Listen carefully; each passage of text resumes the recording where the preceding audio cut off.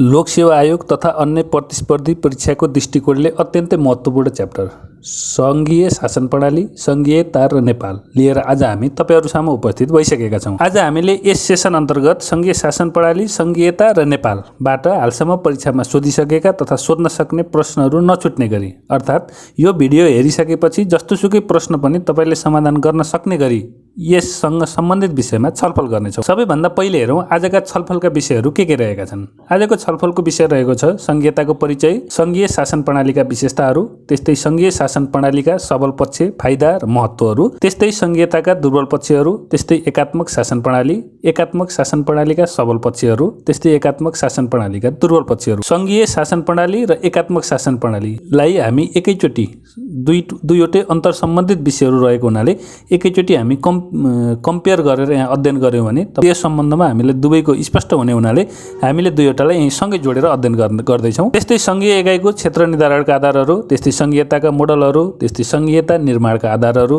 त्यस्तै नेपाल एकात्मक राज्यलाई सङ्घात्मक बनाउनु पर्ने कारणहरू, जुन 62-63 को आन्दोलनभन्दा अगाडि नेपाल एकात्मक राज्य थियो र 63 सालको अन्तरिम संविधान र साथै 2072 सालको संविधानले नेपाललाई सङ्घीय राज्य घोषणा गरेका हुन् र नेपाललाई एकात्मक राज्यबाट किन सङ्घीय राज्य बनाउनु पर्यो ती विशेष कारणहरू पनि हामी यहाँ अध्ययन गर्नेछौँ। त्यस्तै नेपालको संविधानमा सङ्घीयता तथा सङ्घीय प्रणाली सम्बन्धी के व्यवस्था तथा प्रावधानहरू रहेका छ त्यसलाई पनि हेर्नेछौँ र नेपालमा सङ्घीयता कार्यान्वयनका चुनौतीहरू, त्यस्तै सङ्घीयता र विकेन्द्रीकरण बीचका फरकहरू, त्यस्तै सङ्घीयता र विकेन्द्रीकरण बीचका फरकहरू यहाँ दुईचोटि भएको रहेछ। सङ्घीयता र विकेन्द्रीकरण बीचका फरकहरू हामीले यस सेसनमा अध्ययन गर्नेछौँ। अब सबैभन्दा पहिला जाउँ सङ्घीयता। सङ्घीयता भनेको के हो परिचयबाट जाउँ। सरकारको शक्ति र जिम्मेवारीलाई केन्द्रीय र प्रदेश अथवा स्थानीय स्तरका बेग्ला बेग्लै तहमा बाँड्ने पद्धति नै सङ्घीयता हो। जुन सरकारको शक्ति, सरकारको जिम्मेवारी, जुन राजकीय शक्ति सार्वभौमसत्ता भन्छौँ हामी त्यसलाई कुनै एक ठाउँबाट मात्रै परिचालन नगरेर संविधानबाट नै अधिकार निक्षेपणद्वारा अर्थात् अधिकारको निश्चित गरी प्रदेश तथा स्थानीय तहमा अधिकार दिएर उक्त अधिकारद्वारा प्रदेश तथा स्थानीय तहहरू चल्ने अर्थात् जुन सरकारको शक्ति छ त्यसलाई बहुतहमा अभ्यास गर्ने, कुनै एक ठाउँबाट मात्रै होइन बहुतहमा अभ्यास गर्ने पद्धति नै सङ्घीयता हो। यसलाई अझ स्पष्ट रूपमा भन्दाखेरि राज्य शक्तिको प्रयोग दुई अथवा सोभन्दा धेरै तहहरूबाट हुने शासन प्रणाली सङ्घीयता शासन प्रणाली हो, जुन संविधानमै स्पष्ट गरिएको हुन्छ। राज्य शक्तिको प्रयोग दुई अथवा दुईभन्दा बढी तहबाट हुने भनेर चाहिँ संविधानमै स्पष्ट गरिएको हुनुपर्छ। यो साझेदारी, स्वायत्तता, सहयोग, समन्वयमा आधारित हुन्छ। यहाँ साझेदारी र स्वायत्तता लेखिएको छ, सहयोग समन्वयमा पनि आधारित हुन्छ। संविधानबाट नै राज्यको संरचना, राज्य शक्तिको बाँडफाँड, अधिकारको प्रयोग बारेमा स्पष्ट पारिएको हुन्छ। त्यस्तै यो विविधता व्यवस्थापन गरी राज्यप्रति सबै पक्षको स्वामित्व कायम गर्दै राष्ट्र निर्माण गर्ने एक अवधारणा हो। नेपालको संविधानले सङ्घ, प्रदेश र स्थानीय तहहरू भएको 7 प्रदेश सहितको सङ्घीयता व्यवस्था गरेको छ। तपाईले सङ्घीयतालाई स्पष्ट रूपमा र सजिलो भाषामा बुझ्नका लागि कुनै एउटा घर सम्झनुस्, कुनै एउटा घर परिवारमा हजुरबुवा, छोराछोरी, बुहारीहरू भएको घर परिवारमा हजुरबुवासँगै एकै ठाउँमा बस्छन्, हजुरबुवाले भनेको मान्छन् अर्थात् हजुरबुवाको शासन चल्छ भने त्यो एकात्मक शासन प्रणाली हो र तिनीहरू कुनै दिन छुट्टिएर त्यही एउटै घरमा छुट्टा छुट्टै कोठामा पकाएर खाने गर्न थाले र हजुरबुवाले नै भनेको मान्छन्, हजुरबुवाले भनेकै मान्छन् तर उनीहरू आफ्नो परिवारलाई आफ्नो हिसाबले चलाउँछन् भने त्यो चाहिँ सङ्घीयता हो। तपाईँले त्यसलाई सजिलो भाषामा त्यसरी पनि उदाहरणको रूपमा लिन सक्नुहुन्छ। जसमा हजुरबुवालाई केन्द्रीय शासनको रूपमा मान्न सक्नुहुन्छ भने जुन छोराहरूले आफ्नो छुट्टा छुट्टै जुन पकाएर खाने गर्छन् कोठामा त्यसलाई सङ्घीय शासन अर्थात् प्रदेश तथा स्थानीय तहको रूपमा बुझ्न सक्नुहुन्छ। यो सजिलो भाषामा उदाहरणको लागि मात्रै यहाँ प्रस्तुत गरेँ मैले। त्यस्तै अब जाउँ हामी सङ्घीय शासन प्रणालीका विशेषताहरू। सङ्घीय शासन प्रणालीमा के हुन्छन् विशेषता हेरौँ। सबैभन्दा पहिला राज्य शक्तिको प्रयोग कम्तीमा 2 वा सोभन्दा बढी तहबाट हुन्छ।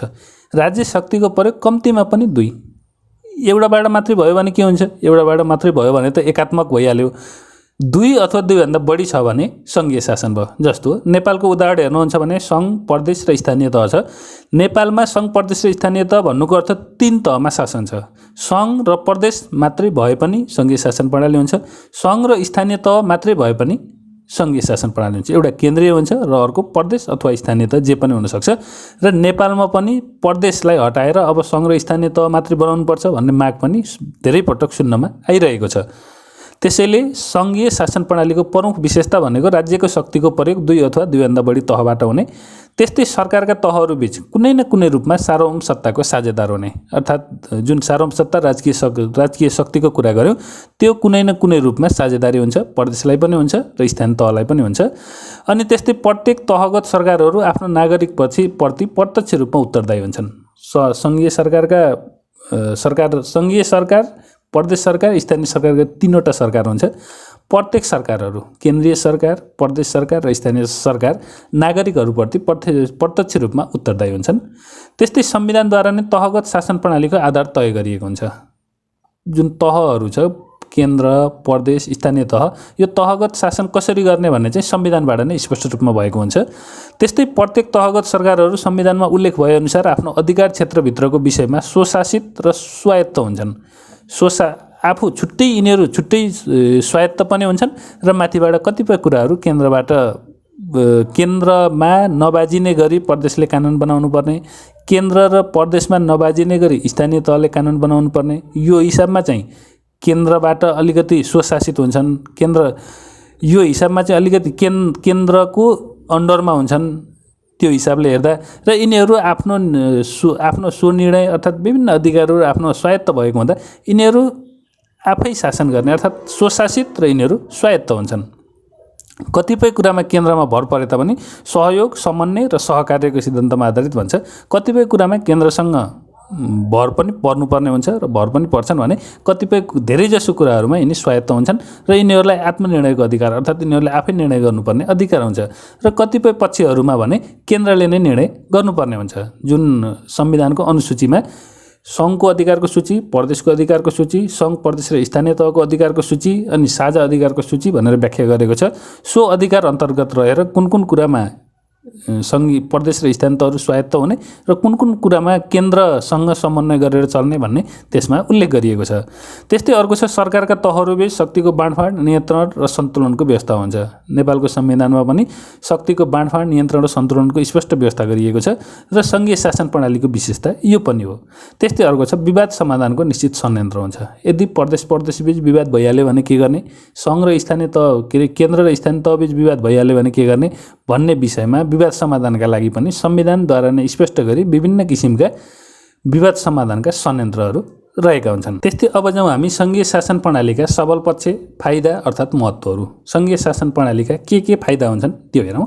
सबैभन्दा पहिलो फाइदा छ नागरिकको नजिकको सरकार हुन्छ, जनताको घर दैलोमा सरकारको उपस्थिति हुन्छ। त्यो तपाईँले पनि पक्कै अनुभव गर्नुभएको छ होला। जुन पहिले एकात्मक शासन हुँदा सामान्य नाता प्रमाणित गर्नका लागि तपाईँलाई जिल्ला प्रशासन कार्यालयमा गएर नाता प्रमाणित गराउनु पर्ने हुन्थ्यो। नाता प्रमाणितको लागि 1 दिन समय जिल्ला प्रशासन कार्यालयसम्म पुग्न नजिकको सुगममा छ भने 1 दिन, होइन भने त 2 दिन 3 दिनसम्म लाग्ने गर्थ्यो भने अहिले वडा कार्यालय जाने समय भनेको सुगममा छ भने 2-3 मिनट र अलि अप्ठ्यारो अथवा पहाडतिर अर्थात् दुर्गममा छ भने 2-3 घन्टाको कुरा हो। त्यतिमा तपाईँको काम सिद्धिन्छ, प्रशासनका अधिकांश कामहरू सिद्धिन्छ, जसले गर्दा नागरिकको नजिकमा सरकार भयो। अनि तपाईँको त्यहाँको अध्यक्ष, सदस्यहरू पनि तपाईँको आफ्नै जनप्रतिनिधिहरू हुन्छ। तपाईँहरूको समस्या बुझ्न सक्ने हुनुहुन्छ, तपाईँले उहाँलाई गएर समस्या सुनाउन सक्ने हुनुहुन्छ, जुन एकीकृत शासन प्रणालीमा हुँदैन। र यो चाहिँ सङ्घीय शासन प्रणालीको सबैभन्दा पहिलो फाइदा हो।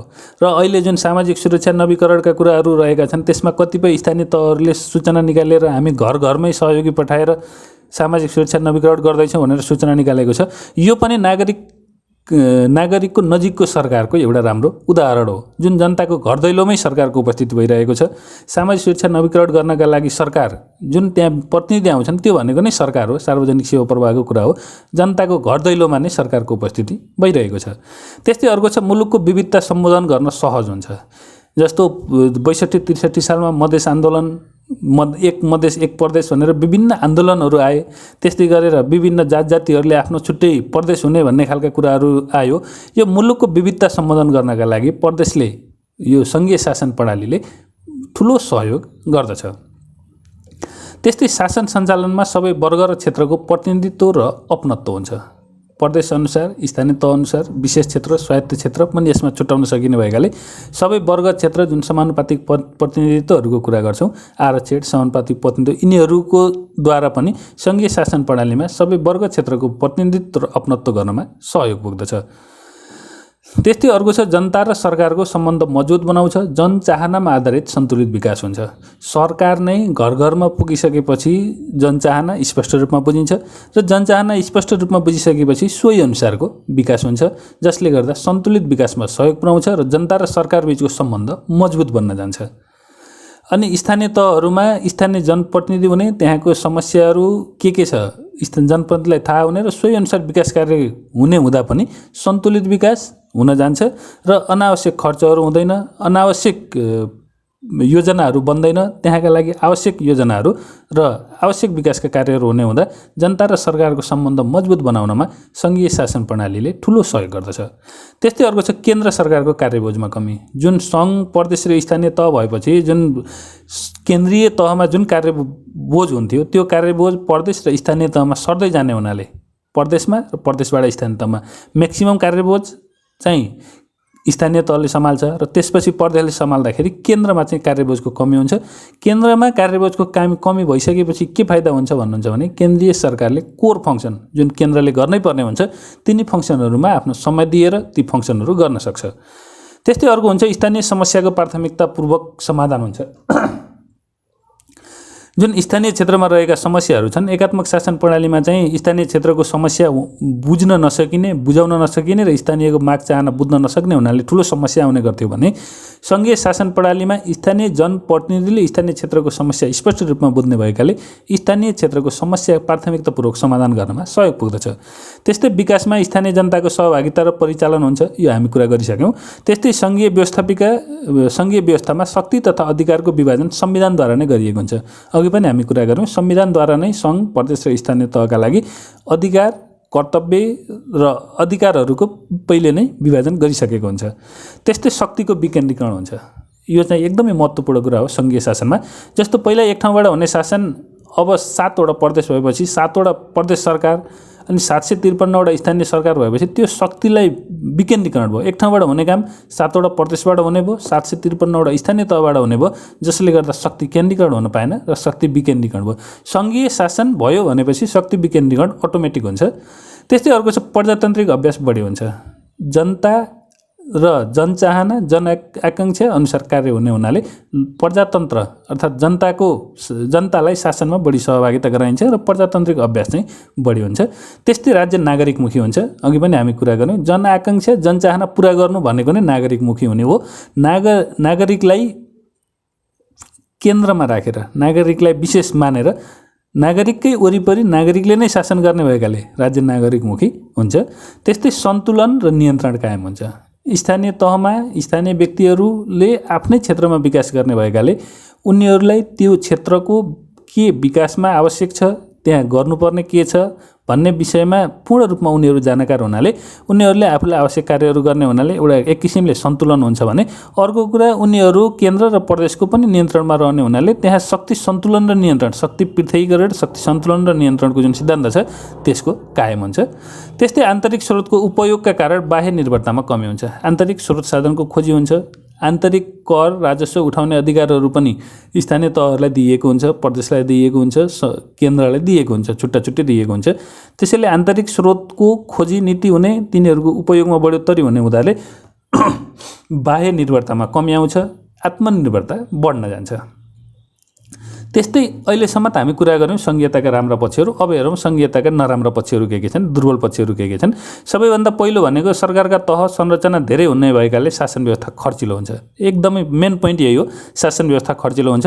जुन अहिले पनि नेपालको परिप्रेक्ष्यमा नेपाल सरकारको खर्च बढी भयो। अब नेपालले खर्च धान्न नसक्ने भयो, त्यसैले प्रदेश सरकारले खारेज गर्नुपर्छ भनेर अहिले पनि विभिन्न किसिमका माग उठिरहेको छ। खर्च बढी हुनु एकदमै यो सबैभन्दा पहिलो नराम्रो पक्ष हो सङ्घीयताको। दोस्रो छ दोहोरो शासन व्यवस्था हुने खतरा हुन्छ। जुन हामी सङ्घीयताको ढाँचामा अहिले हामी हेरौँला दोहोरो सङ्घीयता भन्ने हुन्छ। जुन प्रदेश, सङ्घ र स्थानीय तहहरूमा पछि कालान्तरमा प्रदेशहरू सङ्घसँग नै प्रतिस्पर्धा गर्न सक्ने हुने, प्रदेशहरूले सङ्घसँग प्रतिस्पर्धा गर्ने गरी प्रदेशहरूले सोहीसँग प्यारलल हिसाबको कानुन ल्याउने र सँगसँगै नै प्रतिस्पर्धा गरेर जाने भयो भने त्यहाँ चाहिँ दोहोरो शासन, प्रदेशले छुट्टै शासन गर्ने, केन्द्रले छुट्टै शासन गर्ने, स्थानीय तहले छुट्टै शासन गर्ने, त्यस्तो हुन सक्ने पनि खतरा रहन्छ। हुन्छ नै भन्न त सकिँदैन, तर हुन सक्ने खतरा रहन्छ। त्यस्तै दोहोरो नागरिकता हुने सम्भावना हुन्छ। दोहोरो नागरिकता हुने र दोहोरो शासन व्यवस्था हुने खतरा भन्ने दुईटै उस्तै कुरा हुन्। त्यस्तै अर्को छ राष्ट्रिय एकता र अखण्डता राख्न चुनौती हुन्छ। जुन नेपाल सरकार भनेर जुन राष्ट्रिय एकता थियो, अब चाहिँ विभिन्न प्रदेशहरूलाई विभिन्न प्रदेशहरूका माग गर्दै जाँदाखेरि विभिन्न ती प्रदेशहरू पछि कालान्तरमा गएर प्रदेश बीचमा मनमुटाव भएर ती प्रदेशहरू कुनै अर्को देशको सीमामा गएर विलिन पो हुने हुन् कि प्रदेश झगडा भएर जुन नेपालको एउटा अखण्ड नेपाल भन्ने छ त्यसमा आँच पो आउने हो कि भन्ने किसिमको एउटा चुनौती चाहिँ रहन्छ। त्यस्तै अर्को छ स्रोत साधन र अख्तियारी प्रयोगमा विवाद हुन सक्छ। जुन नेपालको स्रोत साधन छ प्राकृतिक स्रोत तथा वित्त आयोगको सिफारिसमा अहिले चाहिँ जुन बाँडिरहेको छ, जस्तो 1 नम्बर प्रदेश जस्तो कुनै प्रदेशमा नदीनाला वनजङ्गल धेरै होला, उनीहरूको आम्दानी बढी होला, कुनै प्रदेशमा स्रोत साधन कम होला। यदि त्यस्तो भयो भने ती स्रोत साधनहरू आफूसँग भएको स्रोत साधन उक्त प्रदेशले आफूले मात्र प्रयोग गर्ने, अरू प्रदेशलाई नदिने, त्यस्तो खालको समस्याहरू पनि आउन सक्ने सम्भावना हुन्छ। त्यसैले यो पनि एउटा दुर्बल पक्ष हो। त्यस्तै नियन्त्रण प्रक्रिया जटिल हुन सक्छ, निर्णय प्रक्रिया जटिल हुन सक्छ। जुन पहिला एकात्मक शासनमा एक ठाउँ मात्र निर्णय गरेर हुन्थ्यो भने संघीयतामा चाहिँ सम्पूर्ण प्रदेशहरूमा निर्णय गर्नुपर्ने, स्थानीय तहहरूमा निर्णय गर्नुपर्ने हुनाले निर्णय प्रक्रिया जटिल हुन सक्छ। हुन्छ नै भन्ने होइन, हुन सक्ने सम्भावना चाहिँ रहन्छ। त्यस्तै शासन प्रणालीमा विविधता हुन सक्छ। विभिन्न किसिमको राजकीय सत्ता र सार्वभौम सत्ताको विभिन्न क्षेत्रमा प्रयोग गर्ने हुनाले एकै ठाउँबाट प्रयोग गरे जस्तो एकात्मक नभएर विविधता हुन सक्छ शासनमा। त्यस्तै देश विखण्डन हुन सक्ने खतरा हुन्छ। जुन हामी माथि कुरा गरौँ राष्ट्रिय एकता र अखण्डता राख्न चुनौती हुन्छ भन्यौँ, राष्ट्रिय एकता र अखण्डता राख्न चुनौती हुने हुनाले देश विखण्डन हुन सक्ने, राज्य टुक्रिन सक्ने, प्रदेश बीचमा बेमेल हुन सक्ने, आपसी तालमेल नमिल्ने, त्यस्तो खालको खतराहरू हुन सक्छ। हुन्छ नै भन्ने चाहिँ हुँदैन, खतरा हुन सक्छ भन्ने मात्रै हो। त्यसपछि आन्तरिक विवाद बढ्न सक्छ।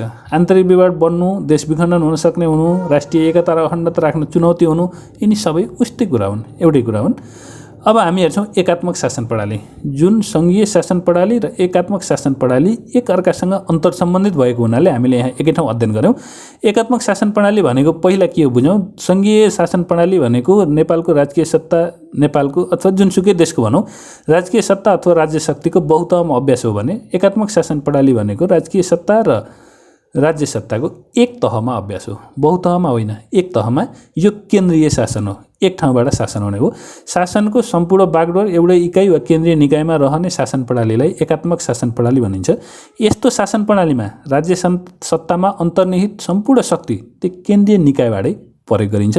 यसमा केन्द्रीय निकायमा कार्यबोझ बढी हुन्छ र निर्णय प्रक्रिया चाहिँ यसमा छिटो हुन्छ। एकात्मक शासन प्रणालीमा केही अधिकार विकेन्द्रीकरणको माध्यमबाट स्थानीय स्तरमा दिएको भए तापनि अन्तिम अधिकार भनेको केन्द्रीय सरकारमा नै राखिएको हुन्छ। एकात्मक शासन प्रणालीमा सरकारका सम्पूर्ण काम कारबाहीहरू केन्द्रीय निकायबाटै सञ्चालन गरिन्छ। मातहतका निकायहरूले प्रदत्त शक्ति अर्थात् प्रदत्त शक्ति र प्रत्यायोजित अधिकार मात्रै प्रयोग गर्न सक्दछन्। एकात्मक शासन प्रणालीको अर्को महत्त्वपूर्ण विषय भनेको केन्द्रमा एउटा मात्रै कार्यपालिका, एउटा मात्रै व्यवस्थापिका र एउटा मात्रै न्यायपालिका रहन्छ। यिनै निकाय मार्फत शक्ति र अधिकारलाई केन्द्रीय स्तरमा केन्द्रित गर्न सम्भव हुन्छ। सङ्घीय शासन प्रणालीमा चाहिँ सबै ठाउँमा व्यवस्थापिका, जस्तो केन्द्रीय व्यवस्थापिका प्रदेश सरकारमा पनि व्यवस्थापिका हुन्छ, अनि अर्को स्थानीय व्यवस्थापिका अर्थात् स्थानीय कार्यपालिका पनि रहन्छ, स्थानीय व्यवस्थापिका स्थानीय कार्यपालिका रहन्छ भन्ने एकात्मक शक्तिमा चाहिँ एउटा मात्रै केन्द्रमा मात्रै व्यवस्थापिका, कार्यपालिका, न्यायपालिका रहन्छ। त्यस्तै एकात्मक शासन प्रणालीका सबल पक्षहरू सँगसँगै हेरौँ। अब सङ्घीय शासन प्रणालीका सबल र दुर्बल पक्ष हेरिसकेपछि यसलाई पनि सँगै हेरौँ। सबल पक्षमा सबैभन्दा पहिलो भनेको शासन प्रणालीमा शीघ्र र प्रभावकारी रूपमा निर्णय गर्न सम्भव। भर्खरै पनि भने एउटा मात्रै व्यवस्थापिका, एउटा मात्रै कार्यपालिका हुने हुनाले निर्णय गर्न सजिलो हुन्छ। केन्द्रमा एक ठाउँ मात्रै निर्णय गरेपछि त्यही निर्णय देशभर मान्य हुन्छ। त्यस्तै अर्को छ सरकार शक्ति सम्पन्न हुन्छ स्वाभाविकै रूपले हो। त्यस्तै शासन व्यवस्था स्थिर एवं मजबुत हुन जान्छ। राष्ट्रिय एकताको भावना जागृत गराउन सकिन्छ। जुन अघि हामी सङ्घीय शासन प्रणालीको बेफाइदामा राष्ट्रिय एकतामा खलल पुग्न सक्ने भन्यौँ, एकात्मक शासन प्रणालीमा चाहिँ राष्ट्रिय भावना जागृत गर्न चाहिँ यो सफल रहन्छ। राष्ट्र विखण्डन हुनबाट जोगाउन सकिन्छ। राष्ट्रिय भावना, राष्ट्रिय एकताको भावना जागृत गर्न सकिन्छ भन्नु, राष्ट्र विखण्डन हुनबाट जोगाउन सकिन्छ भन्नु उस्तै कुरा हो।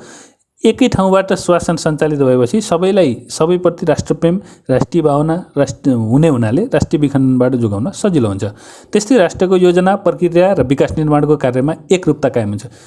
एक ठाउँबाट शासन हुने हुनाले त्यही ठाउँको नीति नियम सम्पूर्ण ठाउँमा लागू हुने भएपछि योजना, प्रक्रिया, विकास निर्माणमा एकरूपता स्वाभाविक रूपले हुन्छ। एक ठाउँबाट एकजनाले शासन गर्नुमा हुने एकरूपता र दुईजनाले शासन गर्नुमा हुने एकरूपतामा फरक हुन्छ। एकात्मक भनेको एकजनाले एक ठाउँबाट शासन गर्ने भएकाले यसमा एकरूपता ल्याउन सहज हुन्छ। त्यस्तै हेरौँ अब एकात्मक शासन प्रणालीका दुर्बल पक्षहरू अर्थात् के छन् कमजोरीहरू हेरौँ। एकात्मक शासन प्रणाली शासन व्यवस्थामा सबै वर्ग, क्षेत्र, लिङ्ग, समुदायका जनताहरू समानुपातिक रूपले समावेश गर्न नसकिने भएकाले अर्थात् समानुपातिक रूपले यसमा समावेश गर्न चाहिँ सङ्घीयतामा जस्तो सहज हुँदैन, सजिलो हुँदैन र एउटा मात्रै कार्यपालिका, एउटा मात्रै व्यवस्थापिका हुने हुनाले पनि सबैलाई समानुपातिक रूपले सहभागी गर्न यसमा अलिकति समस्या रहन्छ। त्यसैले गर्दा विविधताको व्यवस्थापनका सवालमा कमजोर शासन प्रणाली मानिन्छ। यसका दुर्बल पक्षहरू, अन्य पक्षहरूलाई हेरौँ। जनतालाई शासनमा प्रत्यक्ष रूपमा सहभागी गराउन सम्भव हुँदैन। स्थानीय इच्छा, आकाङ्क्षा, हित र आवश्यकताप्रति बेवास्ता हुन्छ। जननिर्वाचित र जनप्रतिनिधिहरूको शासन स्थानीय स्तरमा स्थानीय व्यक्तिहरूले शासन गर्ने हुनाले जनआकाङ्क्षा, जनहित, जन आवश्यकताप्रति सम्बोधन गर्न सजिलो हुन्थ्यो सङ्घीय शासनमा। तर एकात्मक शासन प्रणाली चाहिँ केन्द्रबाट शासन हुने हुनाले यो जनताको इच्छा, चाहना, हितलाई सम्बोधन गर्न चाहिँ अलिकति समस्या हुन्छ। त्यस्तै भौगोलिक रूपले ठुलो राष्ट्रहरूलाई एकात्मक शासन प्रणाली मार्फत शासन सञ्चालनमा कठिनाइ हुन्छ। स्थानीय स्तरमा अधिकारविहीन अवस्था भई केन्द्रीय स्तरमा कार्यबोझ बढी हुन्छ। भौगोलिक रूपले ठुलो राष्ट्र हो भने एकै ठाउँबाट सम्पूर्ण क्षेत्रलाई कन्ट्रोल गर्न अलिकति नसकिने हुनसक्छ। त्यसैले ठुलो राज्यहरूको लागि सङ्घीय शासन नै राम्रो हो, एकात्मक शासन चाहिँ खासै प्रभावकारी देखिँदैन। त्यस्तै सन्तुलित विकासको अवधारणालाई मूर्त रूप दिन कठिन हुन्छ। यसमा एक ठाउँबाट शासन हुने हुनाले प्रदेश बीचको प्रतिस्पर्धा रहँदैन, स्थानीय तह बीचको प्रतिस्पर्धा रहँदैन, जसले गर्दा सन्तुलित विकास नहुन सक्छ। कुनै एक ठाउँमा विकास हुने, एक ठाउँमा नहुने, एक ठाउँ धेरै अगाडि हुने, एक ठाउँ धेरै पछाडि हुने, त्यस्तो पनि हुन सक्ने सम्भावना रहन्छ। त्यस्तै प्रशासनिक क्षेत्रको अत्याधिक बोलबाला बढ्न जाने सम्भावना हुन्छ। केन्द्रीकृत भइसकेपछि जुन प्रशासनिक संरचना पनि केन्द्रीकृत प्रशासनिक संरचना रहन्छ, जसमा केही समस्या आएमा पनि केन्द्रबाटै हेर्ने, कर्मचारीहरूको व्यवस्थापन पनि केन्द्रबाट नै गर्ने भएकाले अलिकति प्रशासनिक क्षेत्रमा अत्याधिक मनोमानी गर्ने, बोलबाला बढ्न जाने त्यस्तो सम्भावना चाहिँ रहन्छ। त्यस्तै सङ्घीय एकाइको क्षेत्र निर्धारणका आधारहरू अहिलेसम्म हामीले सङ्घीय शासनको पनि सबल र दुर्बल पक्ष हेरौँ र एकात्मक शासनको पनि सबल र दुर्बल पक्ष हेरौँ। अब हामी हेर्छौँ सङ्घीय एकाइ, जुन सङ्घीय एकाइमा प्रदेश, स्थानीय तह निर्धारण गरिन्छ, त्यो निर्धारण गर्दा केलाई आधार मानेर के हिसाबले निर्धारण गरिन्छ त्यसलाई हेरौँ। सबैभन्दा पहिला सङ्घीय एकाइको क्षेत्र निर्धारणको आधार भनेको दुईवटा छ, पहिचानको आधार र सामर्थ्यको आधार। पहिचानको आधारमा के छ? के को पहिचानमा हेरौँ? जातीय पहिचान, भाषिक पहिचान, सांस्कृतिक पहिचान, भौगोलिक पहिचान, ऐतिहासिक पहिचान, यो 5वटा पहिचानका कुराहरू रहेको छ। जहाँ जात अनुसार छुट्टै हामीलाई राज्य चाहिन्छ, जुन 2 नम्बर प्रदेश मध्य प्रदेश हुनुपर्छ भनेर विभिन्न किसिमका कुराहरू सुनिन्थ्यो।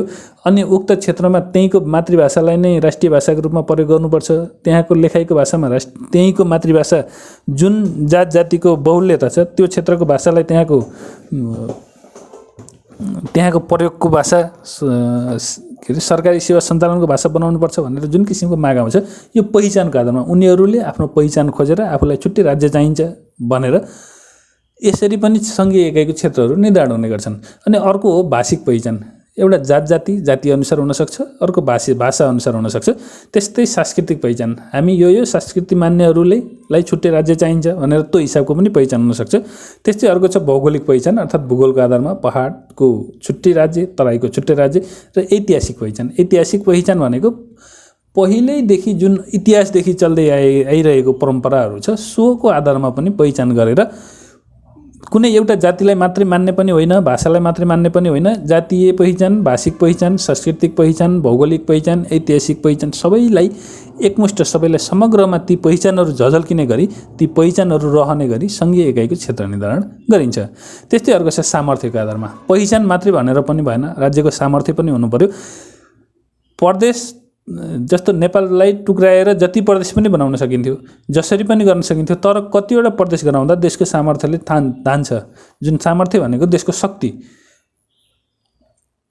सो आधारमा पनि सङ्घीय एकाइको क्षेत्र निर्धारण गरिन्छ, जसमा सामर्थ्यको आधारमा आर्थिक अन्तर्सम्बन्ध सामर्थ्य, आर्थिक सामर्थ्य कतिको छ, वित्तीय अवस्था कस्तो छ र आर्थिक अन्तर्सम्बन्ध के कस्तो छ सोलाई विचार गरिन्छ। त्यस्तै पूर्वाधार विकासको अवस्था, पूर्वाधार विकासको के अवस्था छ, कस्तो छ ठाउँ। पूर्वाधार विकास भन्नाले विशेष गरेर शिक्षा, स्वास्थ्य, सञ्चार, यातायात, विद्युत, खानेपानी यिनीहरूको अवस्था कस्तो छ यसलाई पनि ध्यानमा दिइन्छ। त्यस्तै प्राकृतिक साधन स्रोतको उपलब्धता र सामर्थ्य, उपलब्धता र सामर्थ्य हो। प्राकृतिक स्रोत साधनको के कस्तो अवस्था छ, कतिको उपलब्ध छन् र प्राकृतिक स्रोत साधनको सामर्थ्य के छ यसलाई पनि हेरिन्छ। र त्यसै गरी प्रशासनिक सुगमता तथा पहुँचको सामर्थ्य, अर्थात् प्रशासनिक केन्द्रहरूसम्म कतिको सुगम छ र त्यहाँसम्म पहुँच कतिको छ प्रशासनमा, त्यसलाई पनि विशेष रूपमा ख्याल गरिन्छ। र सङ्घीय एकाइको क्षेत्र निर्धारणका आधारहरू लेख्नुहोस् भनेर परीक्षामा धेरै पटक सोधिसकेको छ, जसमा तपाईँ विशेष ख्याल गर्नुहोला। सङ्घीय एकाइको क्षेत्र निर्धारणका आधारहरू दुईवटा रहेका छन्, पहिचानको आधार र सामर्थ्यको आधार, जसमा पहिचानको आधार अन्तर्गत जातीय, भाषिक, सांस्कृतिक, भौगोलिक र ऐतिहासिक रहेको छ भने सामर्थ्यका आधार अन्तर्गत आर्थिक अन्तर्सम्बन्ध र सामर्थ्य, पूर्वाधार विकासको सामर्थ्य अर्थात् पूर्वाधार विकासको अवस्था, त्यस्तै प्राकृतिक स्रोत साधनको उपलब्धता र सामर्थ्य, त्यस्तै प्रशासनिक सुगमता तथा पहुँचको सामर्थ्य। अब हामी जान्छौँ सङ्घीयताका मोडलहरू। सङ्घीयताका मोडलहरू कुन कुन हिसाबले सङ्घीयता आजसम्म चलिरहेको छ।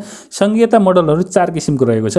1 नम्बर भनेको समान अधिकारमा विभाजन गरिएको सङ्घीय संरचना, 2 नम्बर भनेको विभिन्न अधिकारको बाँडफाँड गरिएको सङ्घीय संरचना, 3 नम्बर भनेको सबैलाई एकै ठाउँ राख्न सक्ने गरी सहयोगात्मक सङ्घीय संरचना र 4 नम्बर भनेको दोहोरो सङ्घीयता। अब यसलाई सोटकरीमा बुझौँ। समान अधिकारमा विभाजन गरिएको सङ्घीय संरचना भनेको सबै सङ्घीय एकाइहरूलाई समान र केन्द्रमा समान प्रतिनिधित्वको व्यवस्था गरिएको हुन्छ। जुन सङ्घीय संरचनाहरू छन् सबैलाई समान अधिकार दिएर, जुन हामी समता र समानता भनेर पनि पढ्ने गर्छौँ, यो समानतामा आधारित हो। समानतामा आधारित भयो भने यो समान अधिकारमा विभाजन गरिएको सङ्घीय संरचना, र समतामा आधारित भन्यो भने भिन्न अधिकारको बाँडफाँड गरिएको सङ्घीय संरचना। त्यसरी बुझ्नु होला। समानता र समता भन्छ नि, जुन सबैलाई एकै किसिमले अधिकार दिन्छ भने समान अधिकारमा विभाजन गरिएको अर्थात् सिमेट्रिक फेडरलिजम, र एसिमेट्रिक फेडरलिजम भनेको कम अर्थात् कम हैसियत भएकोलाई अलि बढी दिने र बढी हैसियत भएकोलाई अलि कम दिने, केही प्रदेशलाई अन्य प्रदेशको तुलनामा विशेष हैसियत र अधिकार पाएको सङ्घीय संरचना। तपाईँ समता र समानता भनेर बुझ्नुभयो भने सजिलै बुझ्न सक्नुहुन्छ। त्यस्तै अर्को छ सबैलाई एकै ठाउँमा राख्न सक्ने सहयोगात्मक सङ्घीयता हो। नेपालले अवलम्बन गरेको सङ्घीयता यही हो, कोअपरेटिभ हो। सङ्घ र प्रदेश मिलेर संयुक्त रूपमा सहकार्य गरी नीति निर्माण कार्य गर्नेलाई सहकारी सङ्घीयता भनिन्छ। उदाहरणको लागि भेनेजुएला, जर्मनी, बेल्जियम, नेपाल भनेको छ। नेपालको सङ्घीयता कार्यान्वयनको महत्त्वपूर्ण पक्ष भनेको सहयोग, सहकार्य र समन्वय हो। त्यस्तै अर्को छ दोहोरो सङ्घीयता, ड्युल फेडरलिजम। दोहोरो सङ्घीयता बारेमा लेख्नुहोस् भनेर 5 नम्बरको प्रश्नमा परीक्षामा सोधिसकेको हुनाले यसलाई मैले यहाँ अलि विशेष रूपमा स्पष्ट पार्न खोजेँ। दोहोरो सङ्घीयता भनेको प्रत्येक सङ्घीय एकाइ एकअर्काको अधीनमा रही पूर्ण रूपमा स्वतन्त्र हुन्छन्। यो प्रणालीमा तल्लो तहका सरकारहरूले संस्थागत स्वायत्ततामा जोड दिएको हुन्छ भने राज्य शक्तिको विभाजन स्पष्ट रूपमा हुन्छ। दोहोरो सङ्घीय प्रणालीमा सङ्घको अधिकार छुट्टै आफ्नै प्यारल हुन्छ, प्रदेशको छुट्टै संविधान, प्रदेशले छुट्टै संविधान नै बनाउँछ र सोही अनुसार चल्छ, र स्थानीय तहले छुट्टै संविधान बनाउँछ र सोही अनुसार चल्छ। कस्तो हुन जान्छ भने सङ्घीय केन्द्रीय एकाइसँग प्रदेशले नै प्रतिस्पर्धा गर्ने हुनसक्छ।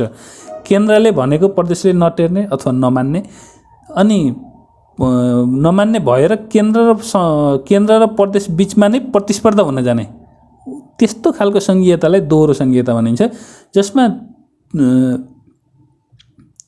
केन्द्र र प्रदेश बीच सहयोग र समन्वय भन्दा पनि प्रतिस्पर्धी हिसाबले यिनीहरू अगाडि बढ्ने गर्छन्।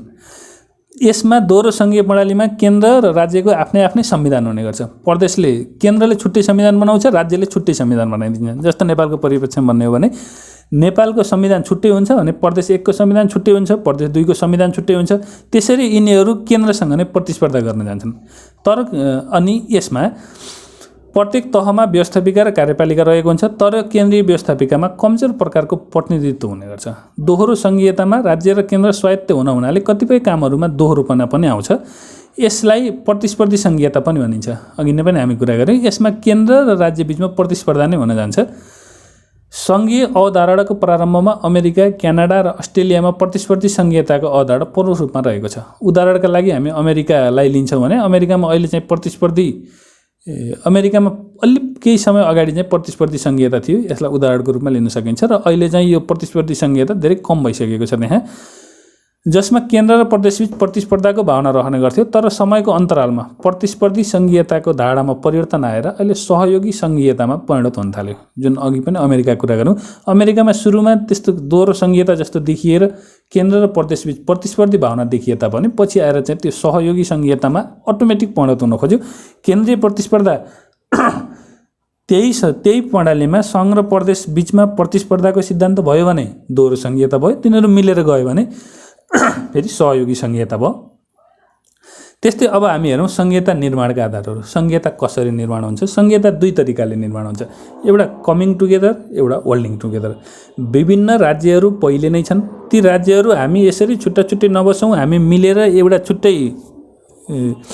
हामी सबै मिलेर एउटा छुट्टै संविधान निर्माण गरौँ र हामीले एउटा छाता सङ्गठन जस्तो बनाएर हामी उक्त केन्द्र एउटा छुट्टै राज्य निर्माण गरौँ।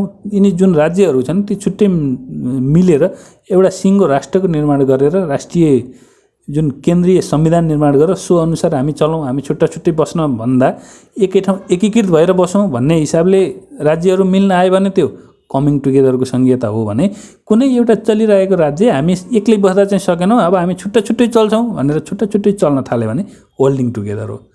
छुट्टिएका दाजुभाइहरू मिलेर एकै ठाउँमा बस्न आएर फेरि एउटै घर बसाएर सँगै बस्यो भने कमिङ टुगेदर।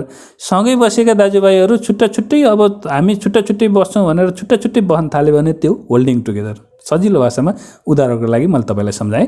कमिङ टुगेदरमा विभिन्न स्वतन्त्र राज्यहरूको एकता भई सङ्घीयता निर्माण हुन्छ भने त्यो कमिङ टुगेदर हो।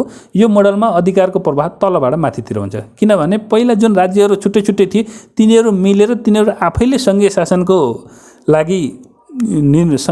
लागि अर्थात् केन्द्रीय योजना निर्माण गर्ने हुनाले अधिकार तलबाट माथितिर आएको हुन्छ। कति अधिकार केन्द्रलाई दिने भन्ने कुरो त्यो राज्यहरूले बल्ल निर्धारण गर्ने हो।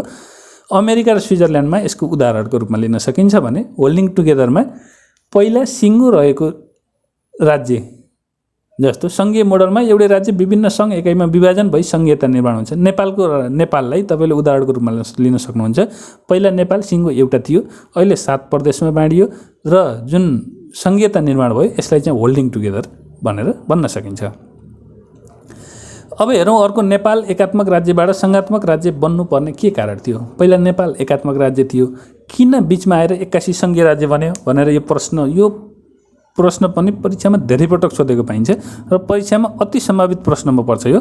नेपाल एकात्मक राज्यबाट सङ्घीय राज्य किन बन्नु पर्यो होला भन्ने कुरा हो। नेपाल राज्यलाई सङ्घीय राज्य बनाउनु पर्ने कारणहरू द्याय बमोजिम रहेको छ। 1 नम्बर भनेको विविधताको समाजको सम्बोधन गर्न। नेपाल भाषिक, जातीय, सांस्कृतिक, धार्मिक, सांस्कृतिक, भौगोलिक, सैनिक किसिमको विविधताको उचित सम्बोधन तथा व्यवस्थापन गर्न नेपाल सङ्घीय राज्य बन्न आवश्यक पर्यो। त्यस्तै दोस्रो छ बहुआयामिक उत्पीडन। बहुआयामिक रूपमा भएका उत्पीडनहरू जुन भाषिक, जातीयता, सामुदायिक, धार्मिक, सांस्कृतिक, भौगोलिक, क्षेत्रीय, लैङ्गिक र उत्पीडनको उचित सम्बोधन गरी समतामूलक र समन्वयिक समाजको विकास गर्नका लागि पनि नेपाल एकात्मक राज्यबाट सङ्घात्मक राज्य बन्नु परेको हो। त्यस्तै केन्द्रीकृत शासकीय मानसिकता, जुन पहिला केन्द्रीकृत शासकीय मानसिकता थियो त्यसलाई सही अर्थमा शक्ति विकेन्द्रीकरण गर्न नचाहने, शक्तिको विकेन्द्रीकरण स्पष्ट रूपमा गर्न नचाहने, विगतको शासकीय मान्यतालाई तिलाञ्जली दिएर शक्तिको विकेन्द्रीकृत अभ्यास गर्नका लागि पनि नेपालमा यो सङ्घीय राज्य बन्नुपर्ने विशेष कारण हो। त्यस्तै बहिष्करण र असमावेशी चरित्र, राज्यका निश्चित जाति र वर्गको मात्र हालिमुहाली भई व्यापक बहिष्करण रहेको तथा सबै जनताको राज्यमा सहभागिता नभएकोले राज्यसँग सबै क्षेत्रका जनताको सहभागिता, अपनत्व र स्वामित्व तथा सामिप्यता स्थापित गर्नका लागि पनि नेपाल एकात्मक राज्यबाट सङ्घीय राज्य बन्नु परेको हो। त्यस्तै अर्को छ राज्यको वैज्ञानिक संरचनाको अभाव। प्रतिनिधित्व र सहभागिताका दृष्टिकोणले कमजोर र सामन्ती प्रकृतिको राज्य व्यवस्थालाई अन्त्य गर्दै राज्यको वैज्ञानिक संरचना निर्माण गर्न तथा कमजोर राज्य संरचनालाई सकारात्मक र सबल रूपान्तरण गर्नका लागि पनि नेपाल राज्य केन्द्रीकृतबाट सङ्घीय बन्नु परेको हो। त्यस्तै मधेस आन्दोलन, यो पनि एउटा प्रमुख कारण हो। विगतको लामो केन्द्रीकृत सामन्ती र निरङ्कुश राज्य सत्ताबाट भएको सामाजिक, आर्थिक, राजनैतिक, भाषिक, सांस्कृतिक, लैङ्गिक विभेद, अन्याय र शोषणहरू विरुद्ध उठेको मधेस आन्दोलनको मुख्य एजेन्डा पनि सङ्घीय राज्य निर्माण रहेकोले गर्दा पनि त्यसमा पनि यो मधेस आन्दोलन थप सपोर्ट बन्न पुगेको हो। त्यस्तै राज्यको लोकतन्त्रीकरणको सवाल, एकात्मक राज्यले सम्बोधन गर्न नसकेका विषयलाई सम्बोधन गर्न तथा जनचाहना अनुरूप समाजको लोकतान्त्रिकरण गर्दै समतामूलक तथा समावेशी लोकतन्त्रको अभ्यास गर्नका लागि पनि नेपाल एकात्मकबाट सङ्घीय राज्य बनेको हो। त्यस्तै पहिचान र पहुँचको माग, अघि पनि हामी सङ्घीय शासनको फाइदामा कुरा गऱ्यौँ। यसले पहिचान र पहुँच अनि जनताको सहभागिता सबै वर्गहरूको पहिचान गराउँछ भन्यौँ। लामो समयदेखि पहिचान र पहुँचको दृष्टिकोणले कमजोर रहेको वर्ग, जाति, समुदायको मागलाई सम्बोधन गर्न तथा जातीय, भाषिक र सांस्कृतिक पहिचानमा समान अधिकारको माग र आर्थिक अवसरमा समान पहुँचको माग जस्ता विभिन्न खाले मागहरूको सही सम्बोधन गर्नका लागि पनि नेपाल एकात्मकबाट सङ्घीय राज्य बनेको हो। त्यस्तै विभिन्न आन्दोलनहरू, जुन जनआन्दोलन, भागदौड लगायतका सबै प्रकारका विभेद विरुद्ध उठेका वर्गीय, जातीय, महिला र लैङ्गिक आन्दोलनहरूको आवाजलाई सम्बोधन गर्नका लागि पनि नेपाल सङ्घीय राज्य बनेको हो। त्यस्तै कमजोर विकासको अवस्था, अर्थात् राज्यबाट प्रदान गरिने सेवा सुविधामा समान वितरण तथा विकास निर्माणको प्रतिफलमा समान हिस्सेदारी स्थापित गर्नका लागि, विकासलाई न्यायिक तथा अग्रगामी तुल्याउनका लागि पनि नेपाल केन्द्रीय राज्यबाट सङ्घीय राज्य बनेको हो। नेपाल केन्द्रीय राज्यबाट सङ्घीय राज्य किन बन्यो होला भनेर यो परीक्षामा धेरै पटक सोधेको पाइन्छ, यसलाई विशेष ख्याल गर्नुहोला। अब हेरौँ नेपालको संविधानमा सङ्घीयता तथा सङ्घीय प्रणाली सम्बन्धी के व्यवस्था रहेको छ। हामी नेपाल सङ्घीय राज्य भन्छौँ। नेपाल सङ्घीय राज्य हो भन्ने कुरा संविधानमा कहाँ के कसरी व्यवस्था गरिएको छ त्यसलाई हेरौँ। यो शाखा अधिकृतका लागि लगभग स्योर क्वेसन जस्तो हो, एकदमै इम्पोर्टेन्ट हो। यसलाई शाखा अधिकृत तयारी गर्नेले विशेष ख्याल गर्नुहोला भने खर्दा र नासुमा पनि सोध्न सक्ने भएकाले यसलाई ध्यान दिनुहोला। र अन्य तपाईँहरूको कोर्समा जसको कोर्समा यो मिल्छ त्यसले पनि यसलाई विशेष ख्याल गर्नुहोला। नेपालको अन्तरिम संविधान 2063बाट सङ्घीयताप्रतिको संवैधानिक घोषणा र प्रतिबद्धता गरिए पनि सो संविधानबाट सङ्घीयता तथा सङ्घीय शासन प्रणाली यथार्थ अभ्यास हुन सकेन। वर्तमान संविधान नै नेपाललाई व्यवहारिक रूपमै सङ्घीयतामा पुर्याउने संविधान हो, अर्थात् नेपालको संविधान जुन 2072मा जारी भएको थियो। वर्तमान संविधानका सङ्घीयता सम्बन्धी व्यवस्थाहरू देहाअनुसार रहेका छन्। सबैभन्दा पहिला प्रस्तावनामा सङ्घीयता सम्बन्धी व्यवस्था गरिएको छ। प्रस्तावनामा के व्यवस्था गरिएको छ भने सङ्घीय लोकतान्त्रिक गणतन्त्रात्मक शासनबाट दिगो शान्ति, सुशासन, विकास र समृद्धि ल्याउने प्रतिबद्धता।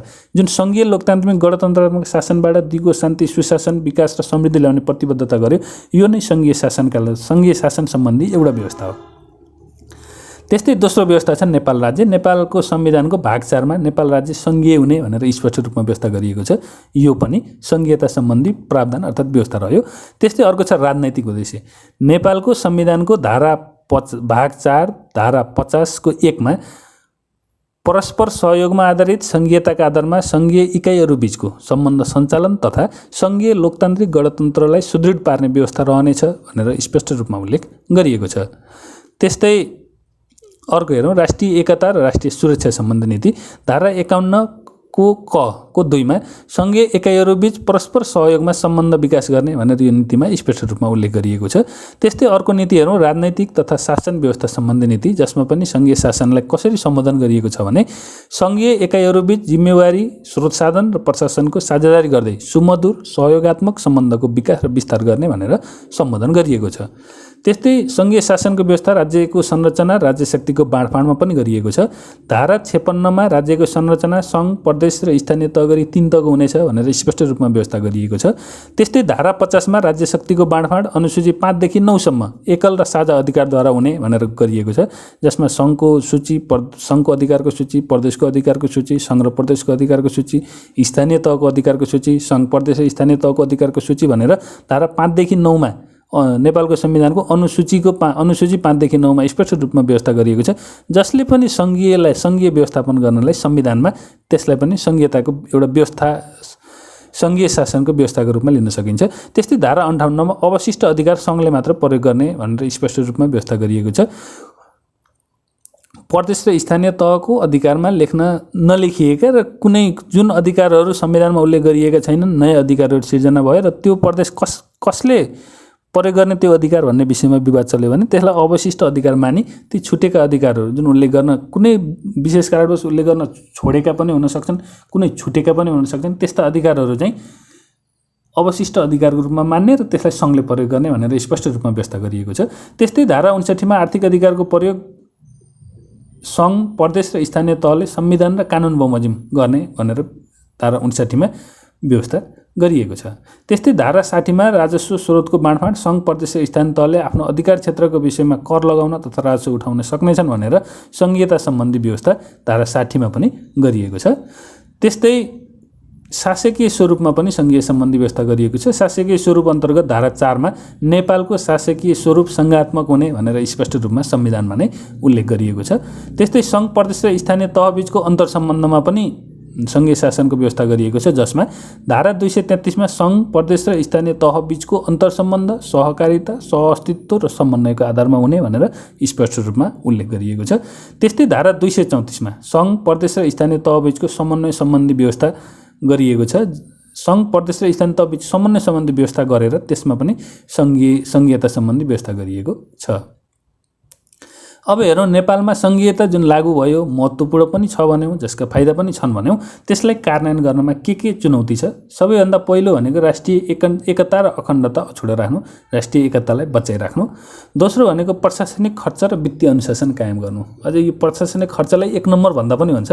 प्रशासनिक खर्च कायम गर्न नसक्नु, यो कायम गर्न सक्नु यो चाहिँ एकदमै ठुलो चुनौती बनिरहेको छ।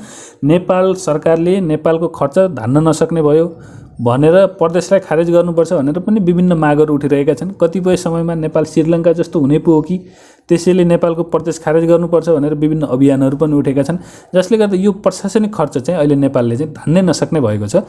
यो चाहिँ एउटा चुनौती हो। यसलाई प्रशासनिक खर्चमा वित्तीय अनुशासन कायम गर्ने एउटा चुनौती हो। त्यस्तै अर्को चुनौती रहेको छ संविधान बमोजिमको अधिकार क्षेत्रको स्पष्टता गरी कार्यान्वयन गर्ने। अधिकार क्षेत्रहरूमा पनि कतिपय ठाउँमा विवाद रहेकोले संविधान बमोजिम अधिकार क्षेत्र स्पष्ट पारी यो अधिकार फलानको, यो अधिकार फलानको, यो अधिकारको प्रयोग यसले गर्ने भन्ने विषयमा रहेका विवादहरूको समाधान गर्नु यो पनि एउटा चुनौती हो। त्यस्तै प्रदेश र स्थानीय तहको संरचना निर्माण गरी प्रभावकारी बनाउने। प्रदेश र स्थानीय तहहरूको संरचनाहरू पनि अझै सबै ठाउँमा बनिसकेका छैनन्, त्यसलाई निर्माण गरेर प्रभावकारी बनाउनु यो पनि अर्को चुनौती हो। अधिकार क्षेत्रको बारेमा कानुन निर्माण गरी कार्यान्वयन गर्नु, मौलिक हक कार्यान्वयन गर्नु, कानुनहरू तर्जुमा गर्नु यो पनि चुनौती हो। त्यस्तै तीनै तहमा कार्य वातावरण सिर्जना गर्नु, कार्य गर्न मिल्ने कार्य वातावरण, आकर्षक वातावरण सिर्जना गर्नु। यो कार्य वातावरण नै मिलिरहेको छैन, समन्वय भइरहेको छैन, कतिपय ठाउँमा अझै पनि विवादित छ। यिनीहरूको सिर्जना गर्नु पनि चुनौती हो। त्यस्तै जनशक्ति व्यवस्थापन गर्नु, जस्तो यो अहिले सङ्घ प्रदेश र स्थानीय तह भनेर पहिला कर्मचारी समायोजन भयो, पछि फेरि त्यो कर्मचारी समायोजन जबरजस्ती भएको हो भनेर अदालतमा मुद्दा हाल्ने काम अझ भइरहेको छ। अझैसम्म पनि अदालतमा मुद्दा चलिरहेको छ। यो पनि एउटा कर्मचारीको व्यवस्थापन पनि एउटा सङ्घीयताको चुनौतीको रूपमा रहेको छ। कतिपय नगरपालिकाहरू खरदार सुब्बाले चलाउनु, समायोजन भएका कर्मचारीहरूमा घुलनशीलता गर्नु, अर्थात् तिनीहरूमा घुलमिल एउटा समन्वयको वातावरण तयार गर्नु र अन्तर प्रदेश परिषदलाई प्रभावकारी बनाउनु यो पनि नेपालमा सङ्घीयताको कार्यान्वयनको चुनौती हो। यो कर्मचारी व्यवस्थापन त सबैभन्दा ठुलो चुनौतीको रूपमा रहेको छ। त्यस्तै प्रदेश र स्थानीय तहहरूमा संस्थागत क्षमता विकास गर्नु, जस्तै पदाधिकारीलाई आफ्नो कार्य जिम्मेवारी सम्बन्धमा सचेत बनाउनु। यो संस्थागत क्षमता विकास गर्नु पनि एउटा चुनौतीको विषय बनिरहेको छ भने यसमा केही कार्यहरू पनि भइरहेको छ।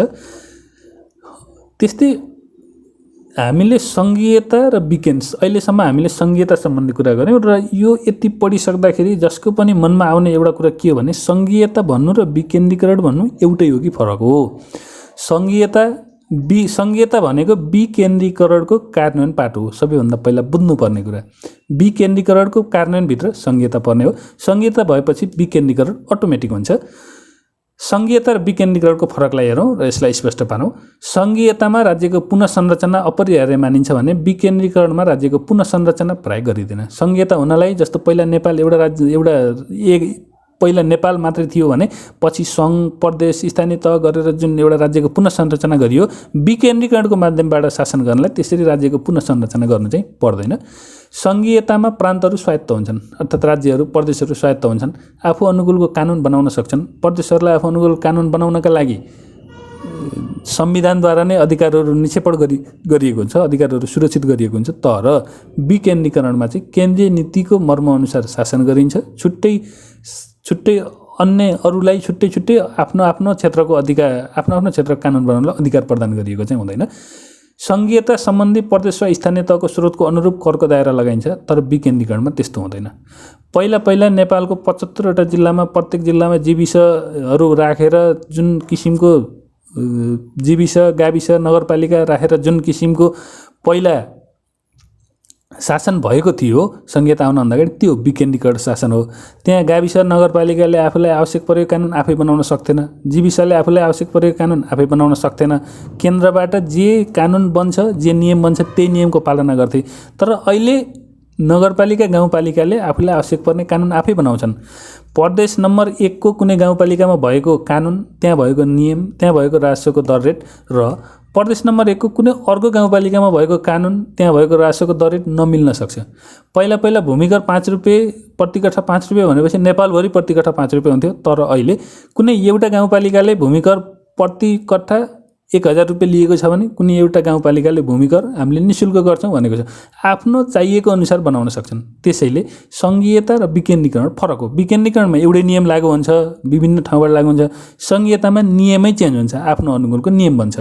त्यस्तै विकेन्द्रीकरणमा शासनको मोडालिटी फैलाउने हो, परिवर्तन गर्ने होइन। केन्द्रको शासनलाई फैलाउने हो, शासनमा परिवर्तन होइन भने सङ्घीयताले कतिपय हदसम्म शासनलाई नै परिवर्तन गर्छ। मैले भने स्थानीय क्षेत्रको आवश्यकता अनुसार सोही अनुसार कानुन बनाएर शासन गर्छ। त्यस्तै सङ्घीयता राजनैतिक जनआकाङ्क्षाको परिणति हो भने विकेन्द्रीकरण केन्द्रीय शासनको अधिकार र अधिकार फैलाउने मान्यता हो। विकेन्द्रीकरण विशेष गरेर प्रशासनिक संयन्त्रसँग सम्बन्धित रहेको पाइन्छ। सङ्घीयता भनेको राजनैतिक अवधारणासँग सम्बन्धित हो। विकेन्द्रीकरणको व्यवस्था संविधानमा नगरिएको पनि हुनसक्छ। अनि यो सङ्घीयताको व्यवस्था चाहिँ केन्द्रमै संविधानमा नै गरिएको हुन्छ। सङ्घीयतामा 2 वा 2 भन्दा बढी सरकार हुन्छन्। विकेन्द्रीकरणमा 2 वा 2 भन्दा बढी सरकारको कुरा हुँदैन, एउटै सरकार हुने गर्छ।